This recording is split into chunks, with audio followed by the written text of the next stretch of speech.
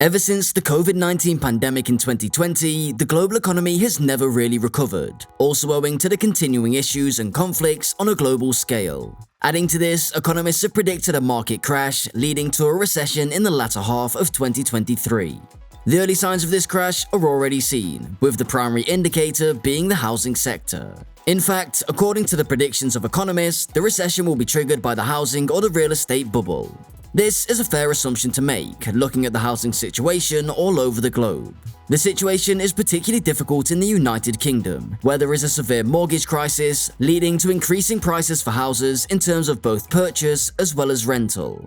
With the mortgage rates soaring in the country, citizens in the country are questioning if they would be able to afford to pay the mortgage. Adding to this, people who were considering the purchase of a house are also in doubt, questioning whether now would be the right time or whether they'll get a better deal in the future. But the situation has affected more people than people who own homes and the people who would potentially own homes. The situation has now gone on to affect people in rented homes as well, due to the difficulties in the rental market. Rents are rising across the country and running ahead of the growth in earnings for some months now. Demand is being stoked by a strong jobs market, record immigration, and rising mortgage rates, said Peter Donnell, the executive director of research at Zoopla. But why is there a mortgage crisis in the United Kingdom? Well, for starters, the crisis did not start over the last few days. It's been here for months, and it's been showing signs of it since the very beginning. In September 2022, hundreds of mortgage deals were paused or changed as the market fell into turmoil, plaguing the United Kingdom along with other countries. This turmoil raised concerns regarding a higher base rate and the effect it would have on the mortgages and how affordable they would be in the near future. Most of the products related to mortgage are directly linked to the base rate set by the Central Bank of the United Kingdom, the Bank of England.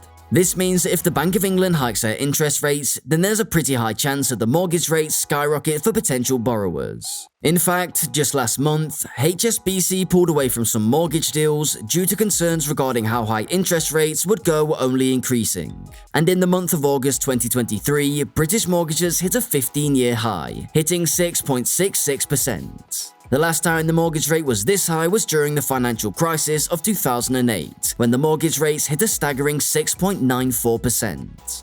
Looking at the increased mortgage rates, prominent bodies like the Bank of England have issued fair warnings that the times ahead could prove to be really difficult. The significant increases in the interest and mortgage rates would prove to be highly detrimental for house owners, as it would put pressure on household finances. It could also potentially lead millions of households into a state of insolvency. But what is the solution? How can such a situation be avoided? Well, truth be told, a proper solution seems unlikely at the current point in time, but there are options to minimize the harm for house owners looking to remortgage their homes. According to Ed Monk, the Associate Director for Personal Investing at Fidelity International, the best option for homeowners would be to find a mortgage advisor who has access to a wide range of mortgage products and would be able to help the homeowners find the best deal. Another major factor to be taken into consideration is the kind of mortgage deal that one takes up. Whether the mortgage rate is fixed, or it fluctuates with the interest rate decisions of the central bank, or what are called tracker mortgages, influence the way you can avoid a crisis in quite a significant manner. But again, the question arises, what form of mortgage to opt for? According to Nicholas Mendez, a technical mortgage manager at mortgage broker and advisor John Charcoal, there are pros and cons to both forms of mortgage. While tracker mortgages have the advantage of being quite flexible and having the ability to change a new mortgage product without any early repayment charges, there's also the uncertainty of how much the monthly mortgage charges would amount to. There also exists the perennial risk of the monthly mortgage amount rising. Another option that is available to mortgage holders is to increase the term of their mortgage holdings in order to lower the monthly payments. They could also switch completely to interest-only mortgages. Ed Monk also added that those who are lucky enough to have a significant amount of savings or investments could use that amount to bring down some of their debt. Now, another major focus to be kept in mind is that all the solutions that have been offered so far are temporary solutions, and there would be no permanent solution for an issue as dynamic as the changing mortgages. Although the solutions provided so far would give temporary relief, using up your savings for mortgage repayment or extending the mortgage period as a whole is most likely to cause troubles in the long run. If your mortgage is due to expire soon, there are various steps you can take, ideally several months before it runs out. This includes staying with your current lender at a different rate, switching lenders, or transferring your mortgage product, Nicholas Mendez said to CNBC. While this would suffice for house owners, what about people who rent? How do they avoid the crisis? In fact, how are they even involved? Well, the major reason that renters are getting affected by the mortgage crisis is that the mortgage rate surge is also causing the demand for rentals to increase. Now, as the demand increases and the supply remains constant, the price of rentals also tend to rise. The sharp increase in mortgage rates and the knock-on impact that has had on affordability, making a home an impossibility for many in the short term, said Oliver Knight, the head of the residential development research at the real estate firm Knight Frank. As for the rental market, that is fueling a further increase in demand which comes against a backdrop of a constrained supply, he added.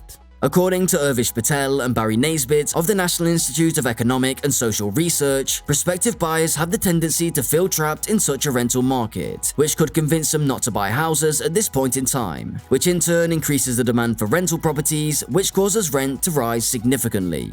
The renters could also face an indirect cost owing to the rising costs of their landlords. The increasing mortgage rates directly affects the landlords who still have mortgages to be paid off, who in turn pass on additional costs to their tenants. Regulatory changes also play a major role. Recent changes in buy-to-let investment rules and higher mortgage costs for buy-to-let landlords will likely make buy-to-let investments less attractive or even unviable, leading such landlords to sell their properties. This action would result in a squeeze in rental property supply, Urvish Patel and Barry Naisbitt added. As of now, there are no signs of abating for the renters as well. The solutions are still far away for them. The supply-demand imbalance in the rental market shows no sign of abating, Oliver Knight said. The only long-term solution that comes to the mind of the experts is increasing the supply of rental properties and the construction of new homes. While progress is being made on that front, Oliver Knight argues that the expansion that is currently taking place is not happening fast enough to reverse the current imbalance that is going on. While there are some short-term temporary solutions, like payment plans for tenants who can ensure that they'd be able to pay the rent or the government putting a maximum ceiling on the rent increases. But obviously these short-term and temporary solutions come with risks of their own.